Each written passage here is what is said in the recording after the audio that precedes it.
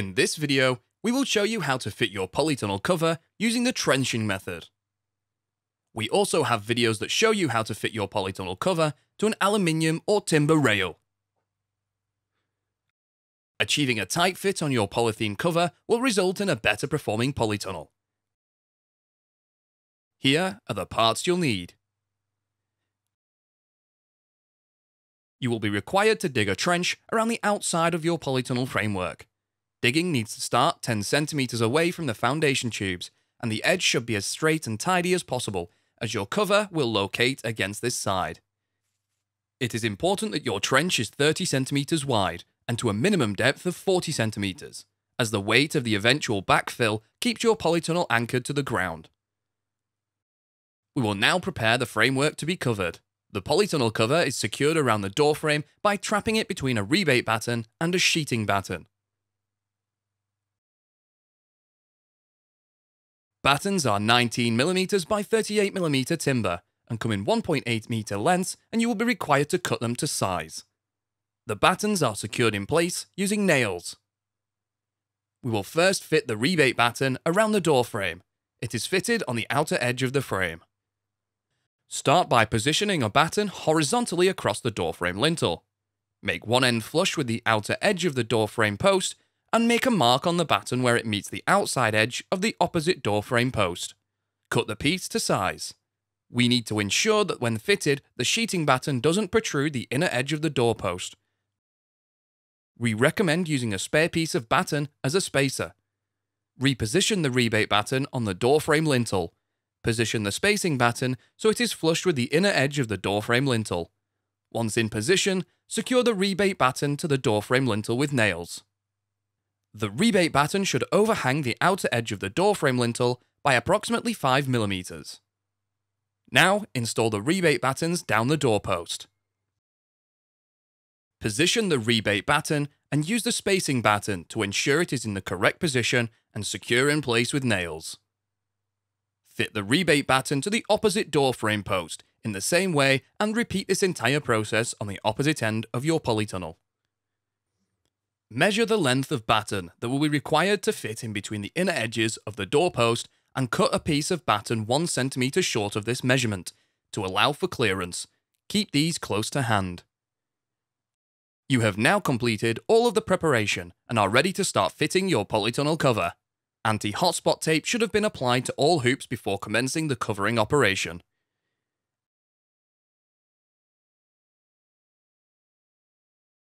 Ensure you give yourself enough time to complete fitting your cover. This is not an operation to undertake alone.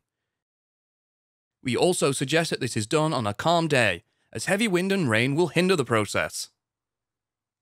Only begin fitting your polytunnel cover when you are confident that it can be completed without unnecessary interruptions.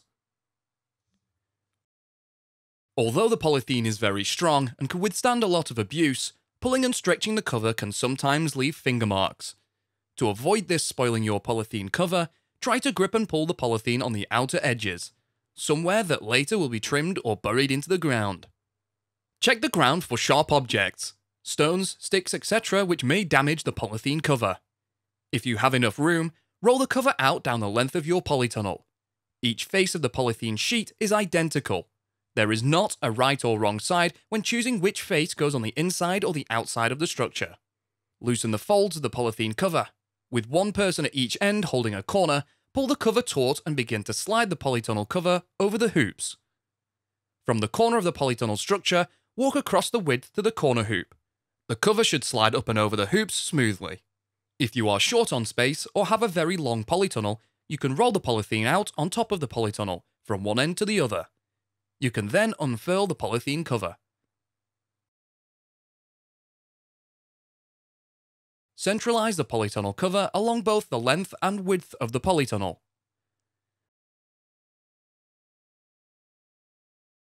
The cover should reach approximately halfway down the door frames.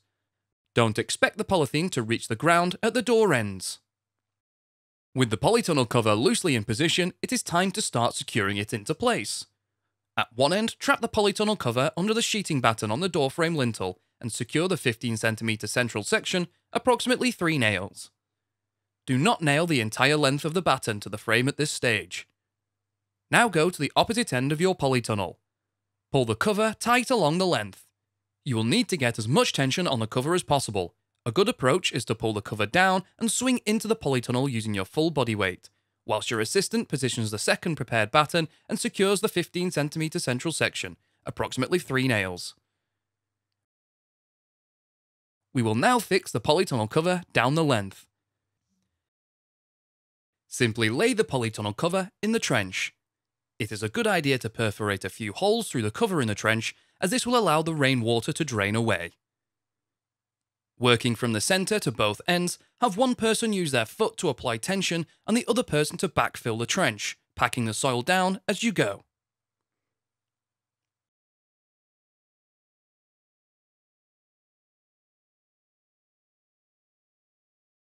Repeat this on the opposite side of your polytunnel.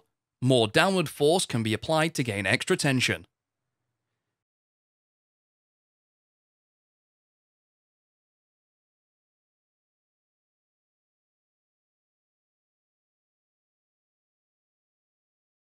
To fit the two ends of the cover, cut the polythene parallel with the end hoop. This frees the polythene at the corner, allowing pleating and fitting to the door frame post.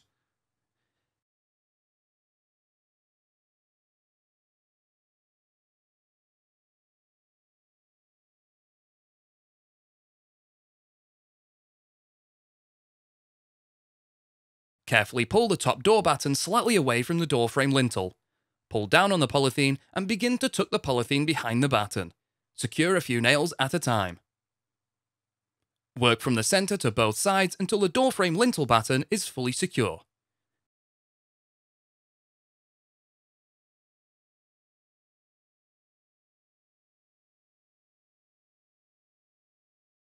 We will now secure the polythene cover to the doorposts. You are looking to achieve consistent pleats. We recommend you do a dry run to gauge the amount of pleats for an even distribution. The pleats start at the centre and dissipate as you reach the straight side of the polytunnel hoop. Position a batten down one of the doorposts and hammer the first 2 or 3 nails in. You will continue to pleat the polythene down the sides. Pull the cover as tight as you can and secure a couple of nails at a time. Keep working down the doorpost.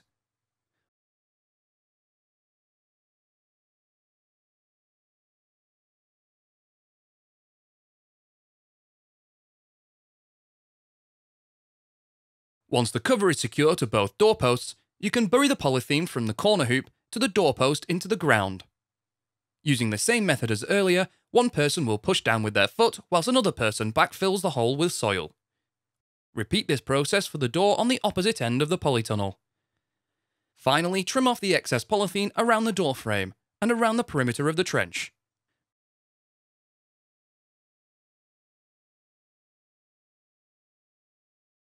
You have now completed the process of covering your polytunnel.